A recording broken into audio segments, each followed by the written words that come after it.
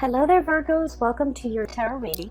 I apologize for the delay with this reading for you guys. I was traveling the past week and I got really sick, so I was not in the right frame of mind to be doing videos, and I didn't want to shortchange you guys.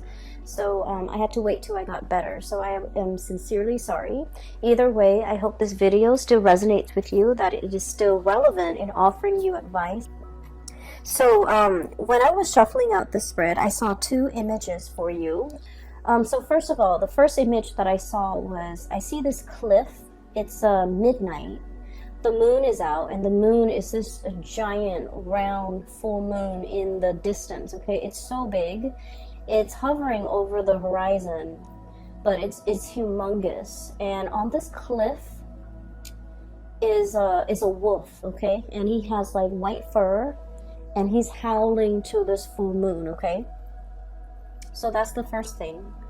The second image that I saw was at a train platform. There are two tracks. In the middle is like a conductor's booth or a ticket booth where people come and get their train tickets. And on either side are two train tracks. One is for outbound trains, one is for incoming trains. Okay, and so there's a train already stationed at the outbound area. So this is for like departure. And there are passengers on the train holding and waving their handkerchief. And there are people on the platform kind of like saying their tearful goodbyes to the passengers on the train. And then the train takes off. And immediately, like clockwork, there's another train that's incoming, that's arriving. And so I'm seeing a series of train departing, and then like clockwork, another train arrives. And the image, you know, just remain that way. One train leaves and another train arrives. It's also like, it feels to me like it's synchronized in such a way where something has to leave so that new things can arrive. Okay, and the new things can arrive until something leaves. So that's what it feels like. It's very cyclical. It's very synchronized. It's almost like preordained, designed, and it seems as if, you know, things are very much like clockwork, which is something you might appreciate because you guys are very punctual and you guys are very efficient with your timing. Okay, and you like things to be neat and to be predictable and to be, you know, synchronized. Okay, so going back to the first message, here's what I'm sensing, and this is something that I've noticed with a lot of Virgos. You guys behave very much like a Capricorn, okay? Capricorns are known as like the lone wolf, okay? They're the lone wolf in the zodiac. And they're very stoic, they're very self-contained. And when they make decisions, they don't really, you know, crowdsource, okay? They're not going to ask their mom, their aunt, their uncles, whether or not they're making a decision. So the way in which they go about life, they're just very much self-contained, self-reliant, and resourceful. And, you know, they make decisions without a lot of fanfare, without letting people know what they're up to. So in a way, people think they're secretive or stoic, but I feel like that's just the way that the Capricorn operate.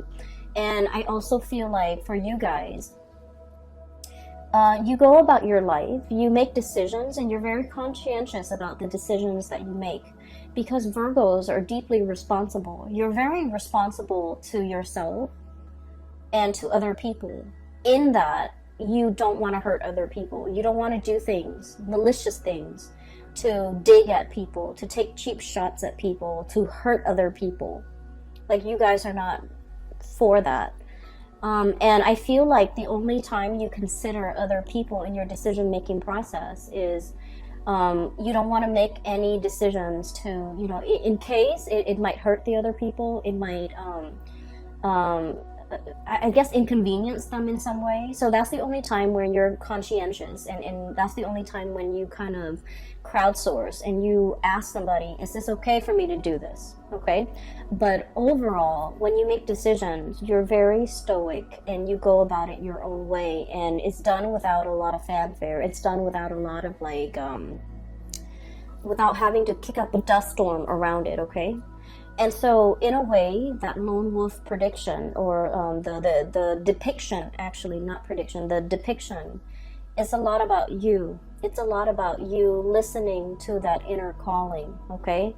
Howling to the moon, staying true, especially to that inner voice in your head.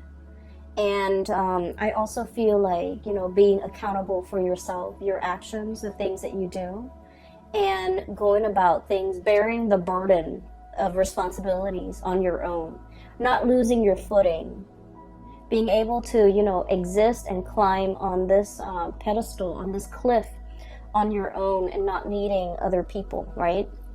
So that's what I'm feeling. And so I feel as if there's something that is really nagging at you, okay? This is like an intuitive message, or even like a psychic nudge that is really nagging at you because of that wolf howling to the moon.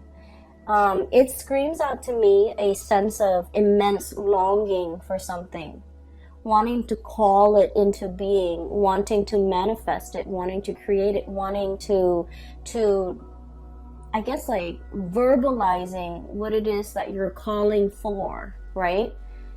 So then it comes into the picture. And what I have here is the shaman. And this is about divine wisdom, spiritual power. This is looking at things from a bird's eye view with a higher vantage point, so that you can see how all the parts fit together to form a whole. Seeing how things are very interrelated and interconnected, so that one decision made will have ripple effects to create, I guess, like a disturbance, or even to affect something that is further afield. And so I feel like you come into this holistic understanding about actions and consequences, about how every decision is not made in a vacuum. Something that we do, you know, a few years ago in this part of the world could have long-reaching consequences in another part of the world in the present time. So it's almost like being spiritually mindful about the energies that we send out into the universe, so that we don't affect things in a negative way. Being responsible and being resourceful, and understanding that, you know, energies, resources are very finite, and so we don't take more than we need.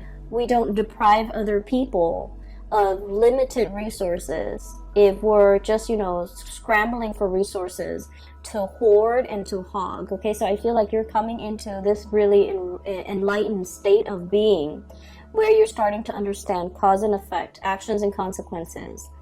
And it's not just, you know, whatever exists in your linear time. I feel like you're trying to understand how actions and consequences can reverberate through time.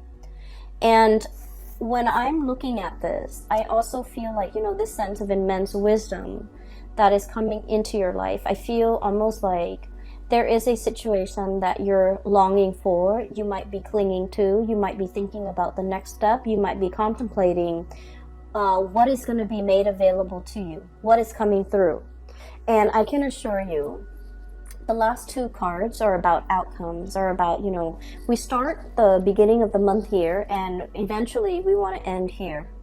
And so where you are right now and where you want to be, we want to look at all the energies that are kind of like affecting, hindering, or helping your progress to get you where you need to be, okay?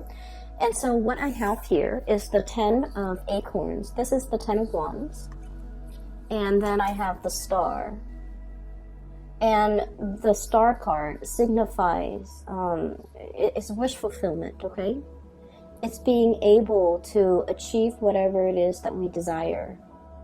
And when it's paired up with this 10 of acorns, 10 of wands, the acorn energies, the wands in this deck, it's about unburdening ourselves, letting go of physical belongings, letting go of expectations, letting go of things that are really bogging us down, making us very heavy. Resentment sometimes, you know, resentment, clinging on to relationships, clinging on to a way of life, clinging on to possessions, clinging on to, you know, people that we feel very emotionally connected to, even though they might no longer serve a purpose in our lives. So I feel like there's an unburdening process that is happening here. It's associated with the star, so it's kind of like a reminder. You need to unburden. You need to kind of let it go so that you can move on, so that you can travel light, so that you can feel free to be able to attract and to manifest, to have new energies come in, to manifest new things, and to draw new things to come into the picture. It's like that platform, right? It's synchronized, and it's perfectly designed and engineered, where one train leaves and the other train arrives. Okay, so I feel as if there's a message here for you guys. Is there something that you're holding on to very dearly and very tightly, and in the process of not allowing yourself to release it, it's preventing things from coming in for you? Okay, so I want you to sit with that just for a moment. I'm drawn to that image where I mentioned, you know, with the train departing. There are people on the platform, they're saying goodbye to the people that they love. They're saying goodbye, okay? Somebody, the passengers on that train, they're heading towards their new life. They're heading towards like a new way of living. They're heading far away, and the people on the platform are like unable to let go because of that emotional connection. They're unable to you know, like let that go, and the train is the catalyst for severing that connection, but also allowing something to take place, allowing something to move forward and progress so that new things can come in. So I feel like, Virgos, is there something in your life that is an emotional attachment of yours and is no longer serving you in this present moment? And for many of you, we have here the Two of Cups. This is a potential relationship, okay? A partnership even. And this is a really, it's like a very exalted connection, because with the Cups energy, it's spiritual and emotional in nature. It's mutual support, it's love, and it's friendship built on mutual respect. And what I feel is happening here is, for many of you, you started out as the lone wolf, right? And life can feel very, very lonely, right? You're naturally, you know, you guys are a very shy sign. Like, typically, you don't want to be the center of attention. You're not like the wisecracking, you know, the busybody, the one that needs to be in the limelight. That's not you. And I feel like, you know, you go through your life as this lone wolf, and you've transformed. You've met like a group of people that you are really emotionally tied to. It could be a work environment. It could be someone who's very dependent on you. It could be like a mutual situation where it's not toxic or unhealthy, but it's sort of like a really strong emotional connection. And you're unable to change your way of life, to, you know, move out of your location, to get a new job, to get a promotion, to progress, to want more. It's something that could potentially take up a lot of your time and energy and resources, and it's disallowing you from having that finite resource to devote to yourself. And so we are seeing this shedding of the, you know, the lone wolf energy, because you're in a partnership or you're in a situation that is demanding a lot more of your time, and you're preoccupied with it. You go to work, and that's the first thing you experience in the day. You go to sleep at night, and that's the last thing you think about. So I feel like it is really energetically pulling you. And I also feel like it's there's a lot of warmth. There's a lot of, you know, I feel like it's a really good connection. But then I also feel like it's preventing more things from coming in for you. Okay, it doesn't mean that this is somebody that's consciously making a decision to block your blessings. I don't feel that it's that way, but I feel energetically it's a little bit of a burden on an energetic level, because energy is very finite. You know, it's not unlimited, right? We can only devote certain amount of energies to certain things, and we can devote a certain amount of thoughts to certain things. And so you want to be focused with your goals, your plans, your actions as an individual, so that you can, you know, bring things closer to you that you really want. So I feel like there's something here about how being as a unit, as a couple, as a unit, as a partner in a partnership, it brings about a lot of blessings. But I feel like something has also run its course, where the obvious decision is to kind of walk away from it. Okay, and I feel that I'm seeing a like a female wolf. Okay, she might be pregnant, and or she might have given birth, because I'm seeing like the young ones in a cave. Okay, in the crevice of a tree in a cave, and then she's outside scouting and looking for food. So I feel as if somebody is going out scouting, somebody is venturing out into the world. They're exiting a place of safety. They're going out into the world to go scouting, to scope out the environment, to see what life has to offer, to see what else is available. And then I'm feeling somebody is like drawing them back in, like, no, don't do that. Don't leave me. Don't go there. Don't, So I'm getting here, somebody is afraid that you're going to leave. Somebody is afraid. And I feel like the energies, of course, can be switched. Because on the flip side of being the lone wolf is, being very connected. You might have an emotional connection to somebody, and you're afraid that they're venturing out and not coming back. You're afraid that troubles and dangers will befall them. You're afraid that they might be, lured away from the cave, lured away from their path back to you. So I feel like there's a situation here where somebody is thriving better with independence, and the other person is disallowing that independence. Okay? So it's like, when somebody's old enough, they need to fly the nest. And if you're in a position where you can guide them so that you can steer them away from danger, you want to do that rather than holding them back, rather than not letting them develop to their full potential. So I definitely feel like there's a situation here. It's done out of love. It's done out of that sense of safety and protection. But it can feel a little bit like we're overreaching or overstepping our boundaries, or we're not really doing the other person a favor, because they need to venture out and kind of like experience life on their own. So I want you to look at this combination, okay? This is like, I gotta go out, I gotta find food, I have to go scope out the territory, I have to figure out, where the food source is. So it's kind of like an anteater. And this is an armadillo reaching out his hand, almost like, no, don't go. His or her hand. No, don't go. Don't leave me here. I'm kind of stuck here. This is thorny. I don't want to be here. And, it's like, if you're going to go, please come back. Okay, so I feel like it's a tearjerker. It's like the tearful goodbyes. But with the train, one train is departing, the other one is arriving.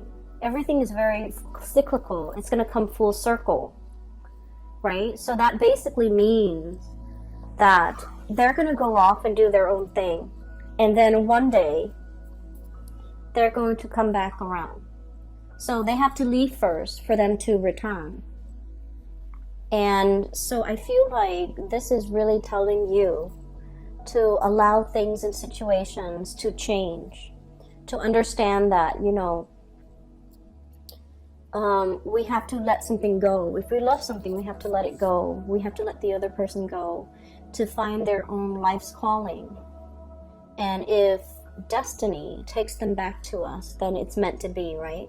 So it's like loving with an open hand, okay? Not a closed fist, but like an open hand, so that we can allow the best opportunities to come in for ourselves and for the other person, so that we both can grow. Otherwise, it gets very stifled and claustrophobic, and just, you know, it could potentially turn very toxic, okay? I feel for many of you, you might be dealing with somebody who might have had their fair share of abandonment issues. Okay, so like, I feel that you have pretty much been like an anchor in their life. You're like the pillar of stability. You're the anchor. You're the person that they have always depended on. And when you say you're going to go, I'm going to be gone, you tell them exactly, I'm going to be gone half an hour, I'll come back. And sure enough, half an hour later, you always come back. So you're kind of like that pillar of strength and stability in their life. You're the one thing that is very predictable in their life. And I also feel like for some of you, it's like clockwork. They're so used to having you around, and I feel like they might have taken it for granted. They might have not seen the value in you properly. They might have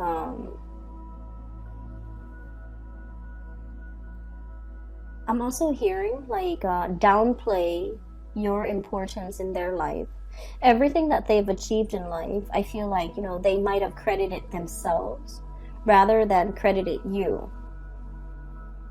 Okay, and so what I sense is, if you're exiting the picture, now they're just like coming to this realization, this awareness that, don't go, I can't do this on my own. I can't be here on my own. And I feel that you've grown bigger, too big for the cave, too big for that little crevice in the tree where the two of you have been holding up, or where they have been holding up. They're trying to get you back in. And it's like, no, I don't live in a tree. You know, I'm made to live in a mansion. I'm made to live in a place that is warm, that is lit. I can't live in a dark, dank environment and thrive. And so, you know, I feel like for many of you, turning your back on a toxic person, turning your back on a person who has abandonment issues and who is taking it out on you, as well as, you know, throwing temper tantrums in order to get their way as well, okay? And that's for a very small minority of you, because I do feel like there is a connection here that is very exalted. Two people are better off like working together, but for whatever reason, I feel like you have outgrown this connection and you're well prepared. Knight of Swords. You're well prepared to take what you have learned and apply it into your world, charting your own path and creating your own vision. And you might have no need for this connection anymore. And not to sound like somebody who is, you know, a user or anything like that, but I just feel like, you know, that's the way things are meant to play out in this connection. Another thing, so this is pretty much another thing that I was getting messages on is this. Okay, going back to the wolf howling at the moon. I feel like for Virgo people, okay, and I'm sensing like the way that it's playing out in this spread. We have the world here, and this is like the world is your oyster. There are so many possibilities, okay, and you're the whale here. You're capable of moving into deep waters. You're capable of seeing all the things, all the sea creatures that are lying beneath, okay? Whales also come back for air, and they blow water out of their, you know, the spout, or I guess the blowhole. And they surface for air, and every time they surface for air, they do that splash that is really, it's an amazing sight. Right? So I feel like you are capable of surviving on the surface as well as underwater. And what I mean by this is I feel like there's somebody who only exists in one realm. They have trouble connecting. They have trouble relating. They have a lot of trouble sympathizing, understanding, and seeing the whole picture. But I feel like you are a creature of both world, where you're able to make sense of things. You're able to see the big picture, like I mentioned before. And so life for you is a series of exploration, okay? Virgo is still, it's still a fairly young earth sign. It's still a fairly young earth sign. And so it's asking you to embody this playful energy in the spirit of newness, in the spirit of exploration. For many of you, it can seem very scary, right?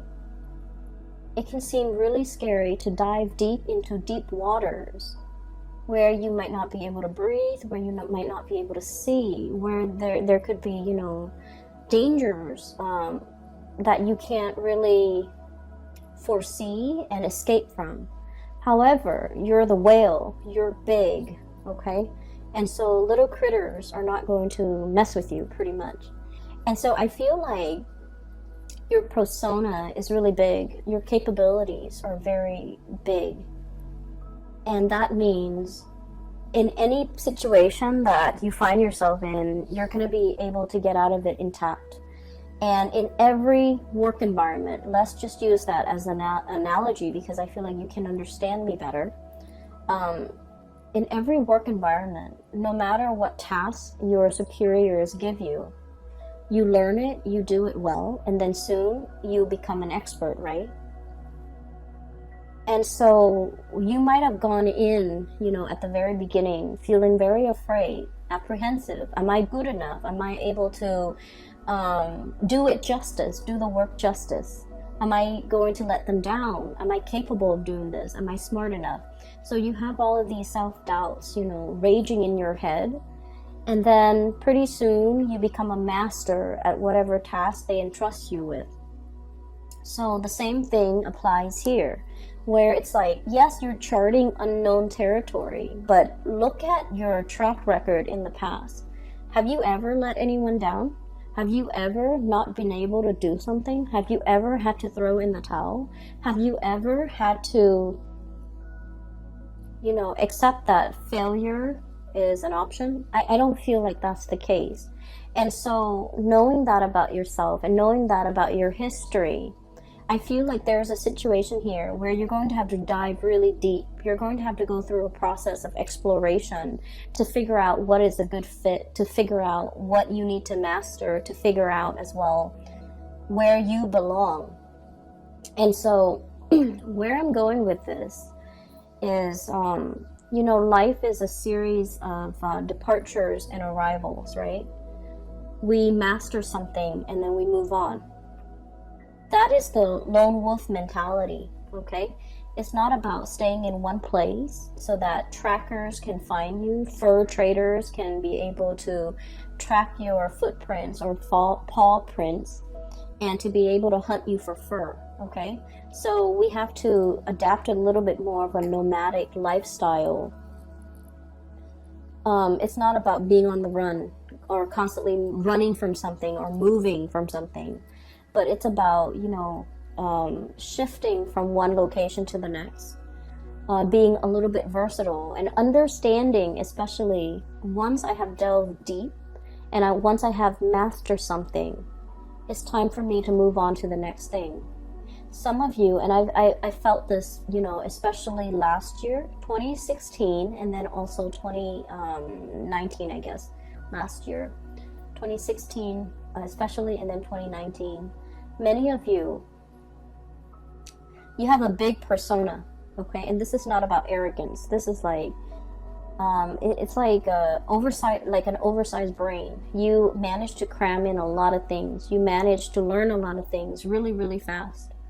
And you have become very, like, mentally very agile and very versatile. And so new projects, new things, new expectations coming through from other people, they don't really faze you. At first you're afraid, but then after a while you realize it's just the same thing. You have cracked a code when it comes to learning new information, storing new information, and you've done it in a way where other people haven't really mastered this. And so if you're aware of that, and if you can write a book about how that's done, what your process is, it would help a lot of people. Because I feel like people don't really know how to synthesize new knowledge, okay? But you do, and a lot of what you're doing is like, you're dealing with a new task, and you're relying on something that you've learned in the past that is very similar to what you're doing here, and you're making those connections. And that's why, you know, assimilating new information for you is very simple. If you can find a way to articulate that in a book, in a or even like, you know, in a panel, in a discussion, it would be really beneficial for other people to hear, because I feel like they haven't mastered that, but you have. And so really look at, you know, let's not stay in one place for too long. Let's not stay and give ourselves away. You know, let's not let the hunters and the fur traders be high on our trail and to smell our scent and to be able to track us down. Okay, so that's what I'm feeling here. It's a process of understanding when something has already reached its apex, when it's time to let go, and when it's time to, you know, allow something new to come in. Okay, so new things cannot come in unless we depart, unless we let go. All right? And so to tie in with the rest of your reading, I have here the moon and the King of Swords. The moon is all about imagination, perception, sixth sense, and intuition, right? What I'm feeling here is with this King of Swords, okay, this is an air energy. This is all about the mental space, the realm. This is somebody who's very firm with their beliefs. They're unwavering. They can be a little bit dogmatic. They can be a little bit defensive with what they know, what they believe in, and they might not be able to hear an alternative discourse. Like they just can't accept or listen to something that that is a different viewpoint or different mindset. So this is someone who's very, very protective of their knowledge. We have the moon and the King of Swords. So I feel like you might be dealing with somebody here who's very skeptical, who's trying to figure you out, who's trying to make a connection with you. They're trying to figure out why you are behaving the way that you do, how your big persona. It's almost like they're trying to crack your secret. They're trying to crack you. They're trying to understand you. They're trying to draw out the wisdom and the knowledge that you have spent many, many decades building up. And they're having trouble seeing you. The moon is about confusion. It's about seeing something that's not there, or seeing a situation through like it's like looking at life through frosted glass. Everything is very blurry. Everything is a silhouette, and it's very blurry, and you can't make out the features, and you can't make out things in certainty. So the way that you are behaving with this person, you might be quite elusive. You might not want to engage and socialize and to reveal all of yourself. I feel like they're looking at you very skeptically, and I do sense that, you know, I'm hearing the word underestimate. Okay, like somebody might be underestimating your capabilities. They might be looking at you as like, oh, that's not a worthy adversary. And then you prove yourself to be very transformative, to be a force to be reckoned with. And I feel like it caught them off guard. Okay, so now they're kind of like looking at you skeptically and trying to figure things out. Okay, so I feel like you might be a little bit of an enigma to them, and it's difficult for them to make sense of the connection or make sense of who you are as a person. I do sense here there is as well a very strong emotional connection that you have with somebody, And I feel like there are a lot of ideological differences, okay? So I have an air sign and possibly even, excuse me, let me see, and even an earth sign. So Taurus, Virgo, Capricorn, Aquarius, Gemini, and Libra with this king of feathers. This is somebody that is very no nonsense. And what you really like about them is their sense of predictability, okay? This is somebody that's like, they don't talk out of the side of their mouth. When they say something, they mean it. When they say, I'll meet you at 5, they mean at 5. They're punctual, they're dependable. Excuse me. And in some ways, they might be that pillar of stability in your own life. So it's somebody who's very predictable. You know where you stand with them. And you know, like, you have a really strong affinity towards them. But I also feel like there are a lot of ideological differences between the two of you in this connection. Excuse me. That is, it's kind of, you question each other. Not in a bad way, but in there's a lot of talking, there's a lot of conversation I'm hearing. And I feel like they might be very individualistic. And it's hard to be in a relationship with them. I'm so sorry, I have a coughing fit. It's hard to be in a relationship with them because the way you do things and the way they do things would be very different. However, the saving grace is that you both are willing to talk things out. Like, I do this because of this, and they're like, okay, well, I do it because of this. Let's agree to disagree. So there's definitely lack of agreement, but it's handled in a way that is respectful, okay? And so you're kind of like trying to understand another person from the inside out. They're trying to understand you from the inside out. You both are very successful in your own way. I feel like, you know, they rule the air. Okay, they rule the air. And it's like the king of the king of the skies. The air energy deals with mental processes. This is someone who's incredibly gifted with perception, intelligence. They're really, really, really smart. They're very, very smart. But I feel like their intuition, they don't trust their intuition because they're so rational. And then on the other hand, you rule kind of like the underwater, the undercurrents. So you're kind of like a blend of the earth and the water, where you're highly intuitive. You listen to your intuition. You might not be able to rationalize why you believe the things that you do, only except that you feel right when you believe what you believe. And you might not be able to articulate that to this person. And as a result of it, they have trouble understanding you. And so you're dealing with somebody, and the connection is going to be really strong. I do see a lot of communication, even if there has been a pause in communication, it's going to be coming back together because we have the star, which is, coming through with the King of Swords. It's coming back together.